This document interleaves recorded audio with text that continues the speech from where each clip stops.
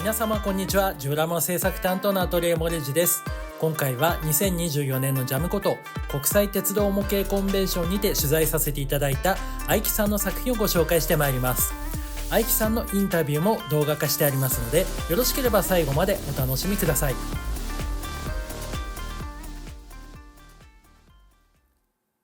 愛木さんはダイナミックな大自然をジオラマ化されていて、ご存知の方も多くいらっしゃる有名モデラーさんで、劇団サンポールさんに所属されています。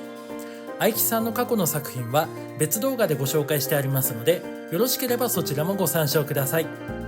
ジオラマ制作担当の私アトリエモレジも第三利根川橋梁ジオラマを愛木さんと合作しています。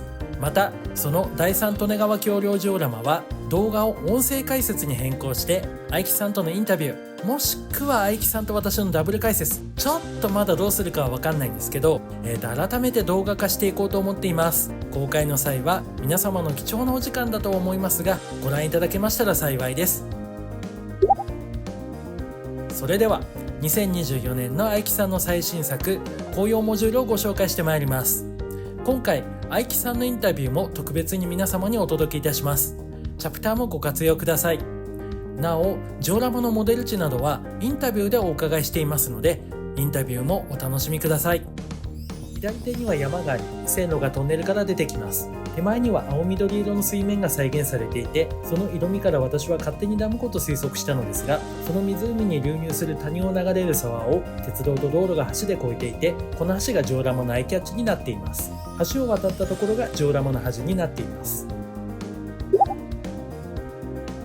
ジオラマの正面で大きな存在感を放っているダム湖、ここからはこのダム湖をご紹介します。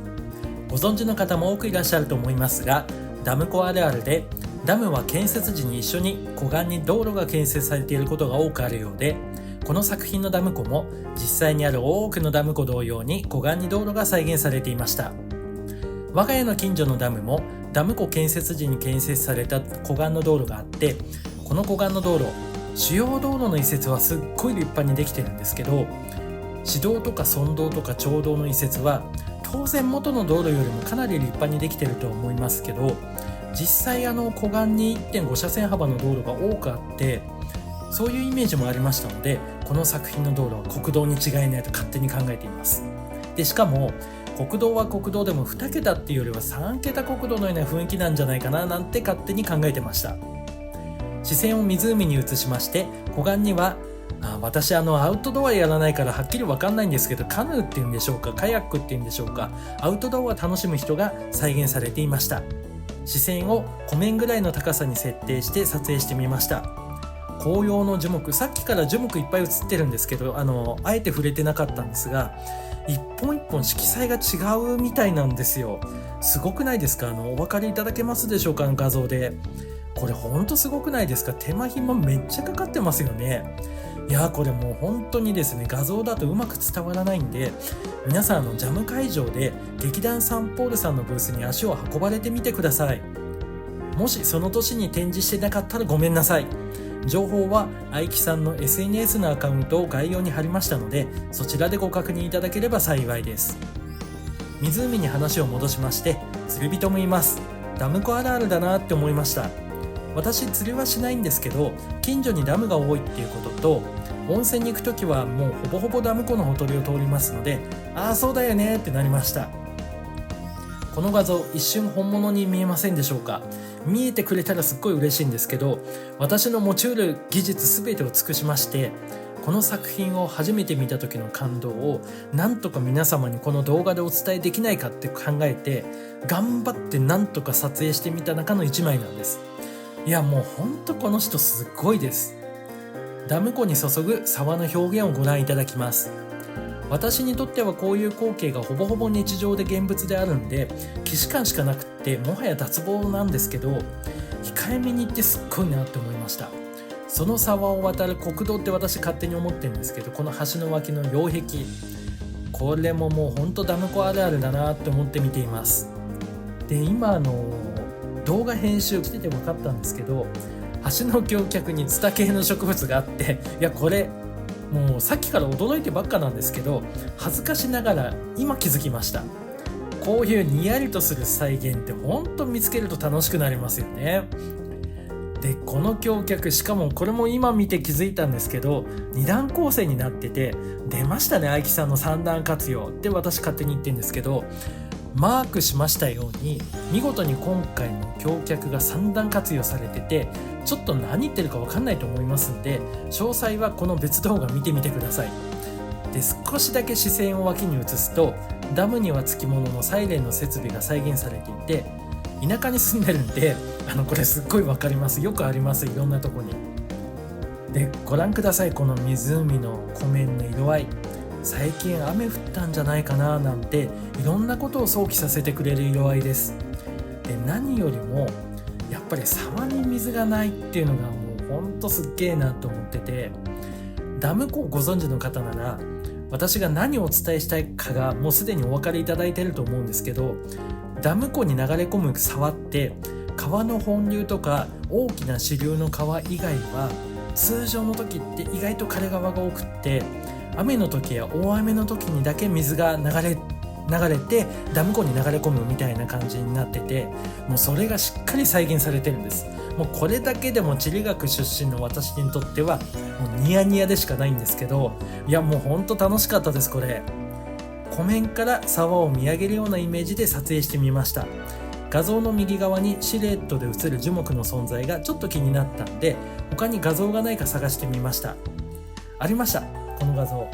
ちょっとサイズ的にうまくお伝えできるかわかんないんですけど、湖に浮かぶように見えるこの木ありますよね、ダム湖で見ると。樹木の幹は 3D プリンターで製作されているそうで、将来的には販売も検討されているそうです。その 3D プリンターの樹木のサンプルをいただいたんで、その制作模様っていうことを動画にもしていますので、別動画よろしければそちらもご参照ください。毎回線路周りのご紹介が最後になって、しかもあっさりで終わるんですけど、どうしても私気になるのがそれ以外なんで、でも今回はインタビューでお伺いしておりますのでご安心ください。線路のお話に戻ります。線路は橋梁を渡ってかっこいい擁壁の脇を抜けてジオラマの外に抜けていきます。画像を見ていて今気づいたんですけどって、そんなんばっかですけど、石垣と線路の路盤の間、このマークしたところちゃんともう一段段差が作られています。あれこれもしやって思って擁壁の画像を確認したところ、ありました。マークしたところに擁壁もしっかり段差が再現されています。私も今度こういう光景を作るときはこの段差の再現挑戦してみたいなと思いました。緩いカーブを描く道路のお話になります。この道路橋ですが、ダム湖に限らず山岳地帯だと時々見かけます。やっぱり橋好きだと気になりますが、橋桁の接続部ちゃんと橋脚の上に再現されていました。でやっぱり水流好きだと気になっちゃうんですが、雨水の排水、この排水管も見事に再現されていました。やっぱこういうところ思わず目がいっちゃいますよね。橋を渡った先、道路から線路まで登る作業用の階段も再現されていました。ほんと見てて飽きないなっていう作品です。ジオラマの道路を横から見渡しました。道路脇の電柱、電線の再現もすっごくリアルですし、何よりも全体のバランスが実感的です。あとこの色味、例えば黄色でも複数の黄色で再現されていますし、芸術系出身の本領発揮だなぁなんて思ってしまいました。改めて道路を上空から見てみます。緩やかな S 字カーブがいい感じです。電柱のごちゃごちゃ感、ダムのサイレンもあって、山奥なのにこの情報量、もうほんと説得力があります。ジオラマ内には3本の電柱が再現されていて、特に橋の両側の電柱の存在感がものすごく雰囲気が出ています。ジオラマの端から道路を覗いたんですけど、ヘキサがあります。国道じゃなかったんですね。でもこの高規格は近いうちに国道指定されそうですってまだ言うかって感じですけど、それよりも路肩見てください。ちゃんと路肩が作り分けられています。ガードレールの手前のコンクリートの盛り上がり、そして路肩のない部分、観察力がすごいですね。観察力といえばこの画像、雪国あるあるのポールがあります。これ私もいつかは作ろうと思ってたんです。こういう小物だけでも季節が分かりますよね。これデリネーターかぶせるタイプもあるんですよね。そしてポールの足元、今気づいちゃったんですけど側溝があります。さすが抜かりない再現力。そして壊れた看板、この形、サイズ感、市町村の教会の看板にも見えてきます。さっき国道で外しちゃったんでちょっと自信ありませんけど、こだわりの道路の案内看板はインタビューでお話を伺ってますので、そちらでお楽しみください。その後ろの線路との間の石垣、よーく見ると鍵括弧型になっています。複雑な形にすることで迫力が変わるっていうことを学びました。ここからはジャム会場にて、私アトリエモレジが愛希さんにインタビューをした様子を皆様にお届けいたします。私が愛希さんに作品に関して質問をするという形式にしました。2人ともこういうことをするのが初めてだっていうことと、特に私がもう質問するっていうことに不慣れなことと、会場の熱気とこの作品見てすっげーと思ってテンションが変なんですよ。あと会場で録音しているってこともあっていろいろございますけれども、制作者の愛希さんの作品にかける思いっていうこの熱量を皆様にそのままお届けしたかったので、そのまま動画化いたします。なのでもろもろご了承いただけましたら幸いです。さあこんにちは、よろしくお願いします。早速なんですけど、作品の特徴というか、ここ見てくださいってとこありますか？ですね、今回結構樹木に力を入れて、枝一本一本見えてきてくれたらリアルに見れるんじゃないかなってことで、こう、下からっていうか近くで見ると分かるんですけど、ここですね。そうですね。実は 3D プリントで出した樹木になって、3D プリント。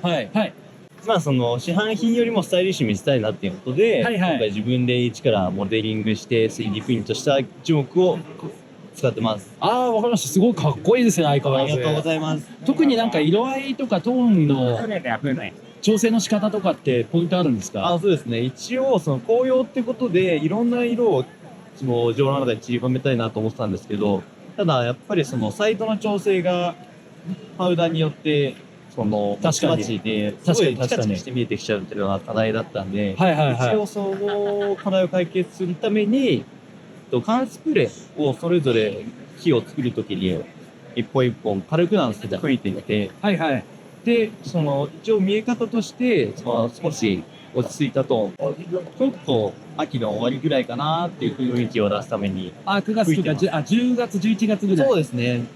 これちなみに僕9月って言っちゃったのが、東北の秋って9月ぐらいから始まるんですけど、じゃあそこはちょっと地域感ですよね。一応モチーフが青梅線なんで、一応ここら辺の時期感、僕も地元がそこら辺なんで、青梅線なんですね。じゃあもう青梅から奥多摩ぐらいのどこかしらにありそうだっていう感じ、それかもしくは具体的に。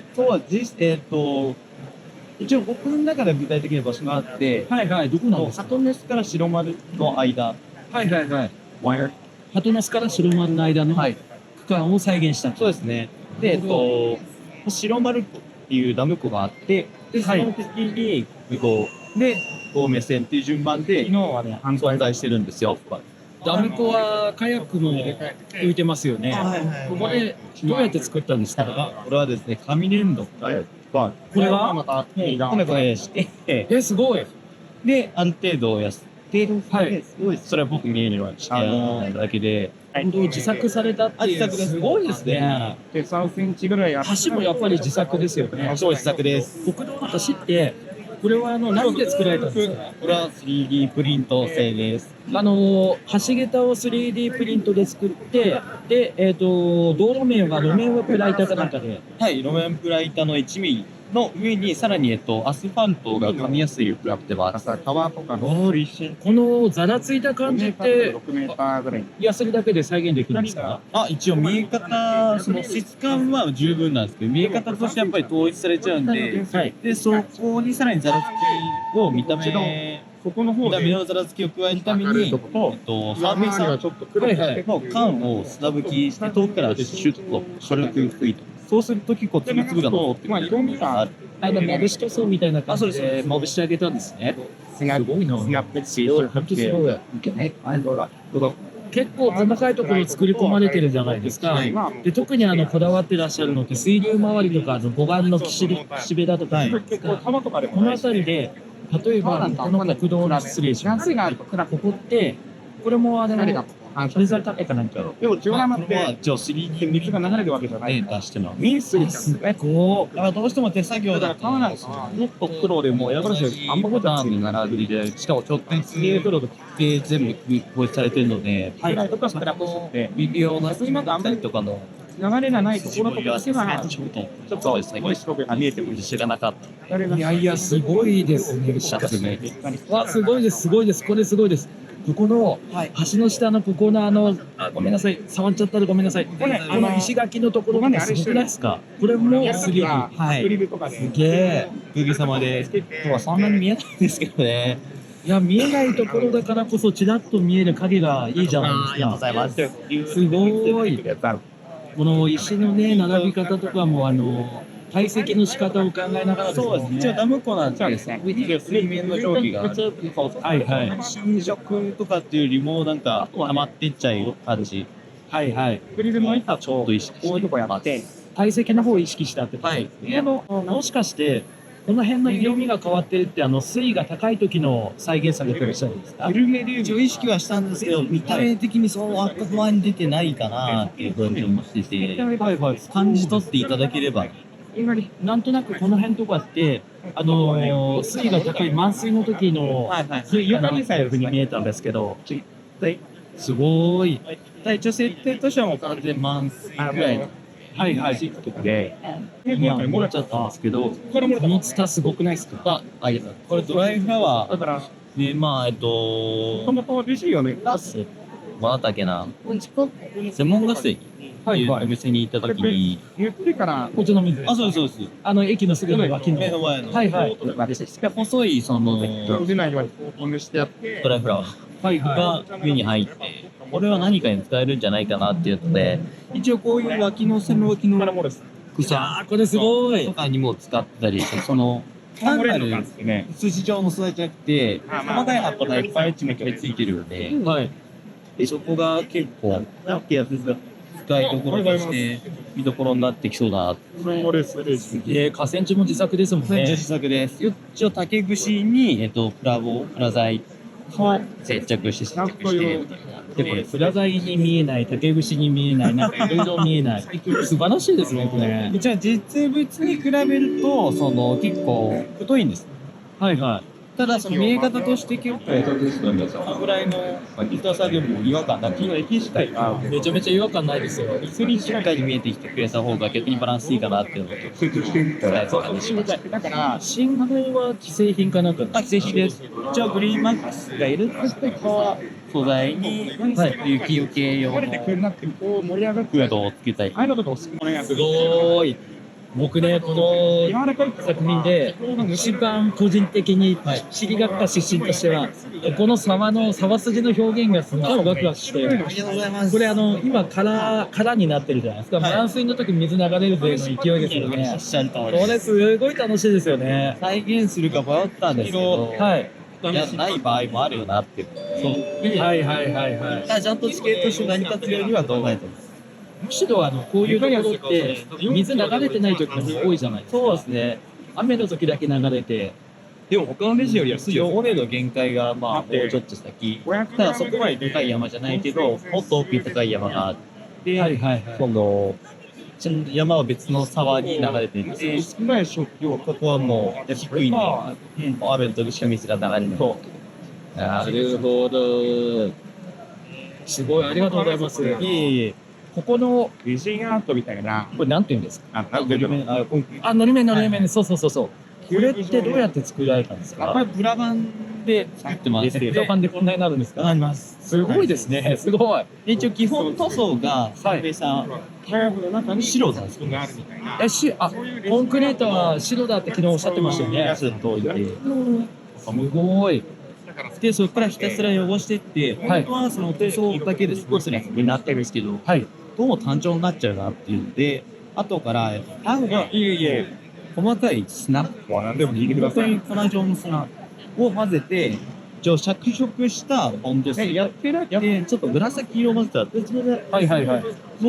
で、それを今度接着していって、なんでですかね。すごい。からさらにちょっと、その後、それだけだとまた単調になっちゃうんで、デザインに作られてるそういうところのすごいことだし。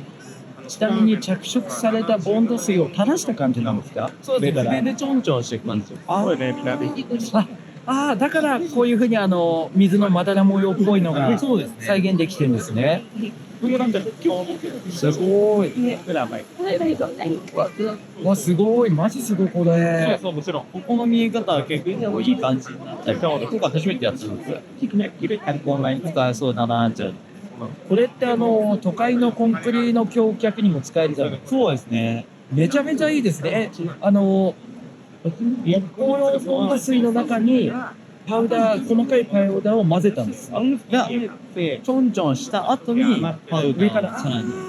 ね、分かった。ボンド水をちょんちょんして、そこにつくように巻いた。ただ、それだけだとやっぱ、ちょんちょんしたってことだけに、です。はい。で、そこからさらに、広げて、ダウンしたら、で、また、で、あと、ポイントとしては、一応、ハイクリートの寿司。はい。なので、旗を、ちょっと太った時の、ペーパーのテープ締めに。そういう感じで、あるじゃないですか。はいはい、あります。を意識しながらやってます。すごい。よく見ると、全部筋があるんです。あります。今日の横だし。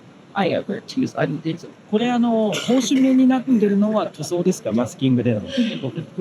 ここの四角の。いや、これ筋。筋彫り。はい。すごいなぁ。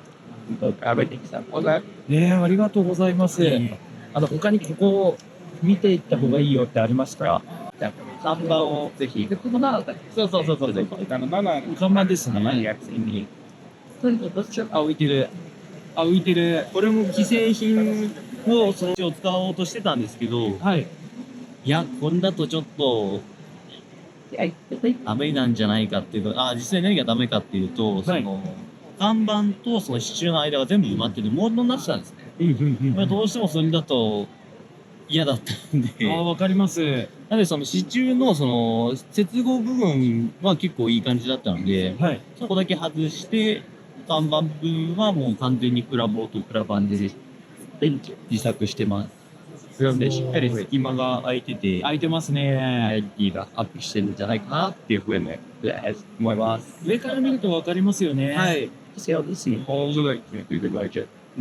の橋脚というか、端と端の接合部分の金具もいいですね。ありがとうございます。これ、何で塗ったんですか？これ鉛筆使ってて、すげえ。本当はもっとギラギラいくかなと思ったんです。意外と落ち着いちゃって、でもまあ、それもそれでジオラマとしてのまとまって見えるんで、結果としては良かったです。確かに鉛筆だとギラギラするから本物っぽくなるんですよね。意外と接合部、車が通るじゃないですか。はい。テッカテカなんですよね。ですよね。すごい。いや、長々とお邪魔して申し訳ございませんでした。ありがとうございました。最後までご覧くださいまして誠にありがとうございました。また次の機会にお会いできることを楽しみにしております。ありがとうございました。さようなら。